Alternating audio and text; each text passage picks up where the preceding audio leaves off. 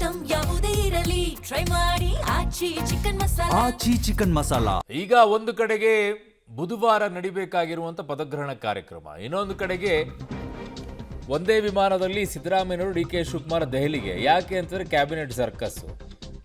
Siddaramaiah D K Shivakumar ಅವರ ವಿಮಾನ ಪ್ರಯಾಣದ ಫೋಟೋ ಈಗ ಲಭ್ಯವಾಗಿದೆ.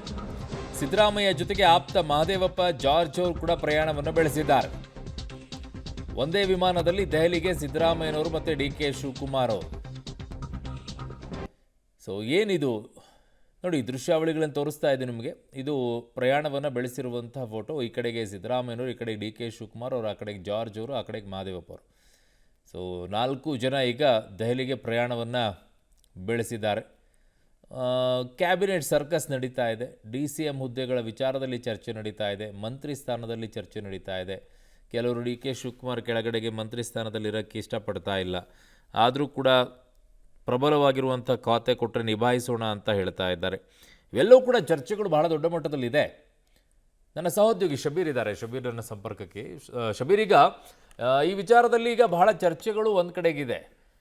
ಡಿ ಕೆ ಶಿವಕುಮಾರ್ ಅವರು ಮತ್ತು ಸಿದ್ದರಾಮಯ್ಯನವರು ಒಂದೇ ಫ್ಲೈಟ್ನಲ್ಲಿ ಬರ್ತಾ ಇದ್ದಾರೆ, ಅದ್ರ ಜೊತೆಗೆ ಮಹದೇವಪ್ಪ ಅವರು ಬರ್ತಾರೆ, ಅದ್ರ ಜೊತೆಗೆ ಜಾರ್ಜ್ ಅವರು ಕೂಡ ಬರ್ತಾರೆ ಅಂತಂದಾಗ ಓಕೆ, ಸಂಪರ್ಕ ಕಡಿತಗೊಂಡಿದೆ ಅನಿಸುತ್ತೆ. ಸಂಪರ್ಕಿಸುವಂಥ ಪ್ರಯತ್ನವನ್ನು ಮಾಡೋಣ.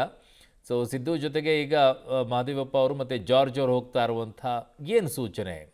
DCM ಹುದ್ದೆಯನ್ನು ಸೃಷ್ಟಿಯನ್ನು ಮಾಡುವಂಥ ವಿಚಾರ ಏನಾದರೂ ಇದೆಯಾ, ಅಥವಾ ಇಲ್ಲ ನಾವು ನಿಮ್ಮ ಜೊತೆಗೆ ಬಲವಾಗಿ ನಿಂತ್ಕೊಳ್ತೀವಿ ಅಂತನ?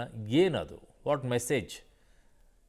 ನನ್ನ ಸಹೋದ್ಯೋಗಿ ಶಬೀರ್ ಸಿಗ್ತಾ ಇದ್ದಾರೆ. ಶಬೀರ್, ಈಗ ಒಂದೇ ವಿಮಾನದಲ್ಲಿ ಡಿ ಕೆ ಶಿವಕುಮಾರ್ ಸಿದ್ದರಾಮಯ್ಯವರು ಹೋಗಿದ್ದಾರೆ, ಅದೇನು ಅಚ್ಚರಿಯನ್ನು ಪಡಬೇಕಾಗಿಲ್ಲ. ಆದರೆ ಜಾರ್ಜ್ ಅವರು ಮತ್ತು ಮಹದೇವಪ್ಪ ಅವರು ಅದೇ ಫ್ಲೈಟಲ್ಲೇ ಬರ್ತಾ ಇದ್ದಾರೆ ಅಂತಂದಾಗ DCM ವಿಚಾರದಲ್ಲಿ ಬಹಳ ಚರ್ಚೆ ಆಗ್ತಾ ಇದೆಯಾ? ಆ ನಿಟ್ಟಿನಲ್ಲಿ ಏನಾದರೂ ದೆಹಲಿ ಮಟ್ಟದಲ್ಲಿ ತುಂಬ ಚರ್ಚೆ ಇದೆಯಾ, ಹೇಗೆ?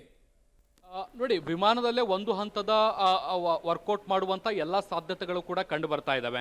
ನೋಡಿ, ಈ ಹಿಂದೆ ಹೈಕಮಾಂಡ್ನ ಭೇಟಿ ಮಾಡಿದಂಥ ಸಂದರ್ಭದಲ್ಲಿ CM ಸಿದ್ದರಾಮಯ್ಯ ಅವರು ಕೂಡ ಒಂದು ಪಟ್ಟಿಯನ್ನು ಕೊಟ್ಟಿದ್ರು, ಡಿ ಕೆ ಶಿವಕುಮಾರ್ ಅವರು ಕೂಡ ಒಂದು ಪಟ್ಟಿಯನ್ನು ಕೊಟ್ಟಿದ್ರು. ಸೊ ಈ ಎರಡು ಪಟ್ಟಿಗಳನ್ನು ಮಿಕ್ಸ್ ಮಾಡಿ ಒಂದು ಸಚಿವ ಅಂತಿಮ ಪಟ್ಟಿಯನ್ನು ಕೂಡ ತಯಾರು ಮಾಡಬೇಕಾಗತ್ತೆ. ಸೊ ಹೀಗಾಗಿ ಕೆಲವೊಂದಿಷ್ಟು ಹೆಸರುಗಳನ್ನು ಉಳಿಸ್ಕೊಳ್ಳುವಂಥದ್ದು, ಇನ್ನು ಕೆಲವು ಹೆಸರುಗಳನ್ನು ತೆಗೆದುಹಾಕುವಂಥ ವಿಚಾರಕ್ಕೆ ಸಂಬಂಧಪಟ್ಟಂತೆ ನೀವೇ ನಿರ್ಧಾರಕ್ಕೆ ಬನ್ನಿ ಅನ್ನುವಂಥ ನಿಟ್ಟಿನಲ್ಲಿ ಹೈಕಮಾಂಡ್ ಸೂಚನೆ ಕೊಟ್ಟಂತೆ ಕಾಣಿಸ್ತಾ ಇರುವಂಥದ್ದು. ಸೊ ಹೀಗಾಗಿ ಇಬ್ಬರು ನಾಯಕರು ಒಟ್ಟಿಗೆ ಪ್ರಯಾಣ ಮಾಡುವ ಮೂಲಕ ಈ ಪಟ್ಟಿಯನ್ನು ಶಾರ್ಟ್ ಲಿಸ್ಟ್ ಮಾಡುವಂಥ ಸಾಧ್ಯತೆಗಳು ಕೂಡ ಕಂಡು ಬರ್ತಾ ಇದೆ. ಇನ್ನು ಉಪಮುಖ್ಯಮಂತ್ರಿ ಮಾಡೋ ವಿಚಾರಕ್ಕೆ ಸಂಬಂಧಪಟ್ಟಂತೆ ಕೂಡ ಒಂದು ಅಂತಿಮ ನಿರ್ಧಾರಕ್ಕೆ ಬರುವಂಥ ಸಾಧ್ಯತೆಗಳಿವೆ. ಉಭಯ ನಾಯಕರು ನಿರ್ಧಾರ ಮಾಡಿದ ಬಳಿಕ ಹೈಕಮಾಂಡ್ ನಾಯಕರನ್ನ ಇವತ್ತು ಸಂಜೆ ಏನು ಭೇಟಿ ಆಗ್ತಾರೆ, ಈ ಸಂದರ್ಭದಲ್ಲೂ ಕೂಡ ಒಂದು ತಾರ್ಕಿಕ ನಿಲುವಿಗೆ ಬರುವಂಥ ಸಾಧ್ಯತೆಗಳು ಕೂಡ ಇದ್ದಾವೆ. ಸೊ ಹೀಗಾಗಿ ಎಲ್ಲ ನಾಯಕರು ಒಟ್ಟಿಗೆ ಚರ್ಚೆ ಮಾಡ್ತಾ ದೆಹಲಿಗೆ ಬರ್ತಾ ಇರುವಂಥದ್ದು ಕೂಡ. ಅರುಣ್.